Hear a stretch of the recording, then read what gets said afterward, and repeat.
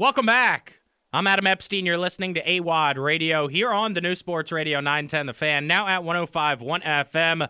It's a theme show today on a Thursday, October 17th. Yes, it's game night for the Hokies at home in Blacksburg taking on Boston College. It's sold out, and you can hear it right here on 910 The Fan. But today on AWOD Radio is Jayden Daniels Appreciation Day, and joining us right now is Michael Phillips. What do you appreciate about Jayden Daniels? I'm a noted Jayden Daniels appreciator. I love this kid. I love his arm. I see he can move. He can make things happen. I love the way he processes so fast. It seems like throughout the game he gets better. He doesn't get better week to week. He gets better drive to drive and quarter to quarter. But it's the arm, man. It's those throws where he puts it 60 yards in the air right in Terry's breadbasket. That's what gets me excited. You know, I hadn't thought about that, Michael, but you're so right. I mean, the first game of the season, he threw a backwards pass and lost 14 yards, and then he really improved. And throughout the season, he's kind of had some slow starts and really improved. His second halves have been terrific since he's been QB1 here for the Washington Commanders. So I just appreciate how Jayden Daniels has made my Sundays so much better. He's now Rookie of the Week 5 times out of 6. Yeah. And look, Caleb Williams had a nice week. This is no shade on Caleb Williams.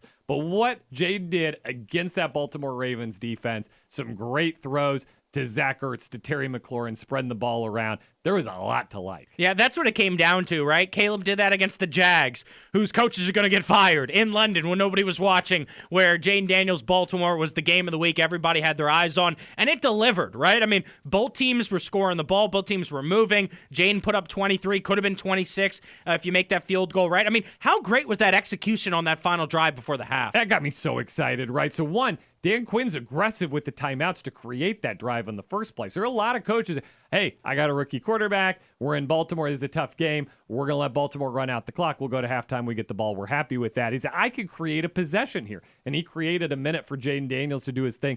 Jayden was so good, clocked the ball when he needed to, got the team to the line, got the plays made, got them in field goal range. That was his job. He gets off the field. Whatever happens from there, that's not Jayden Daniels' job. I think the thing that I really appreciate about Jayden Daniels is the fact that he is such a leader and he's also humble, right? I mean, it's not ever me, right? It's us, we, the team. The offensive line deserves a lot of credit. The playmakers there, I'm putting it out there, and Terry McLaurin and Olamide Zaccheaus and Noah Brown are making plays on the ball to help us win. It's not really about him at all. No, he's a great teammate by all accounts, a really hard worker. He seems to be setting the tone for everybody coming in early, working hard, doing the extra reps, doing the extra walkthroughs, doing those things so that when you're – one of the things they do so well, right, Adam, they play with tempo. They move. They go no huddle. That's great, try to catch a defense off guard. That's hard on the quarterback. They know what they're doing. They know what these plays are. They know the systems. They know what they're doing.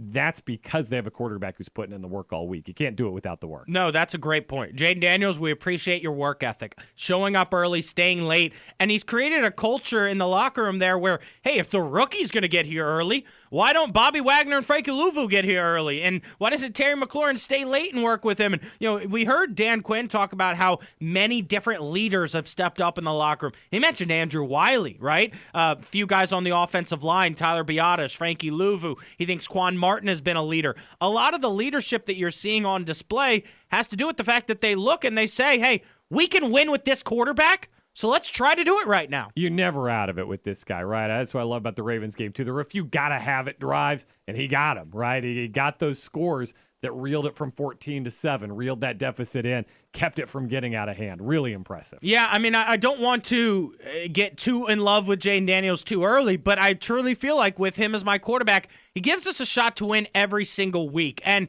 usually when the schedule comes out, I look and I see Aaron Rodgers and Patrick Mahomes and Joe Burrow and Josh Allen, and those are not winnable games because that's a quarterback that's going to give his team a chance to win every single week. Well, now we've got that guy in Jayden Daniels. And when you look at the schedule, like this weekend against Andy Dalton, I'm backing my guy 10 out of 10 times. He's a better quarterback this week. I think that's why the Joe Burrow game was such a head turner for me. Joe Burrow, who in my estimation is a top 3 NFL quarterback right now, played his best, got them scores on basically every possession.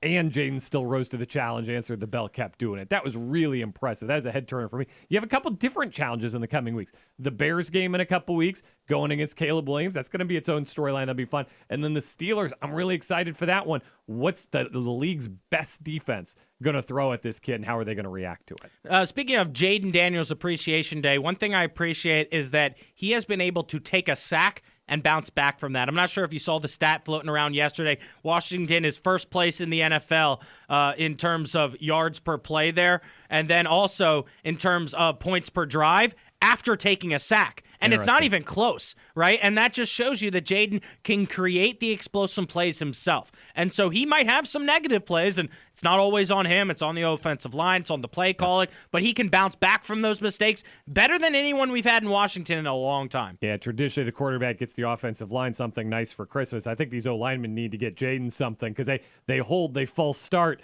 they turn 3rd and 2 into 3rd and 7. And he still converts it, and he still gets the yardage that they need, right? That's such a big thing for this group to know. Hey, we can make a mistake. Our margin for error gets bigger just because this kid's out there. So earlier in the season, one thing I called for from Jayden to show me that he was continuing to improve was the touchdown passes, right? Took a few games for him to get one. Finally got one to an offensive lineman. But then you saw him connect with Zach Ertz and Terry McLaurin, and I really thought, especially those throws in the Cardinals game and the Browns game, where it was from like the 15 or the 20-yard line into the end zone, those were NFL quarterback throws. What's the next step in his development you want to see? Yeah, and I think it's the starts of these games, right? We're seeing him, get blitzed, get pushed back at the start of these games. The last couple, Cleveland had his number out of the gate. The Ravens had his number out of the gate.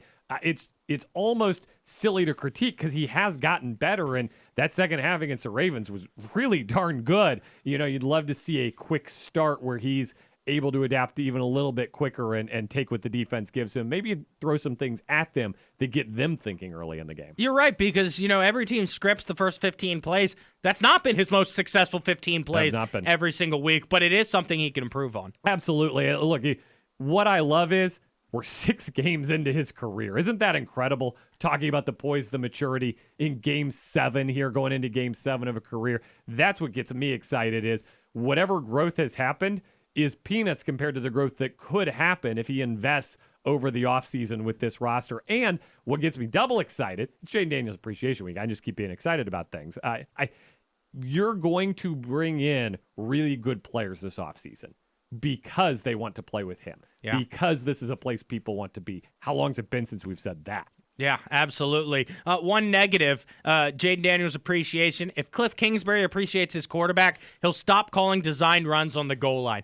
I cannot stand those hits. Yeah. He can take the hits when a team blitzes and there's a free runner, because most of the time he's made that guy miss. Those are not going to get you hurt. But around the goal line, popped when your helmet comes off, I'm getting so nervous. Yeah, if it's 4th and 2, that's one thing, but if it's 2nd and 10, that's another. You got to really be careful with what you're exposing the kid to. It's a long NFL season. Ask Lamar about that. Dude, look, ground down last year in the AFC title game, wasn't able to get it done in that moment. I think that's because of the accumulation of hits over the course of a year. You don't want to be in that spot. So, Michael, the next step in his development this Sunday would be to score points on the first drive there. You have the scripted 15 plays. They're going to blitz you. They're going to send you some different looks you weren't expecting, but you got to have something in your back pocket that they weren't expecting. Yeah, and against a bad team, put them away early, right? What they did against Cleveland, where he got to sit for the fourth quarter, I love that. Now you're more well-rested for the next week. You're taking fewer hits. You're running fewer plays out of the playbook. You can save stuff.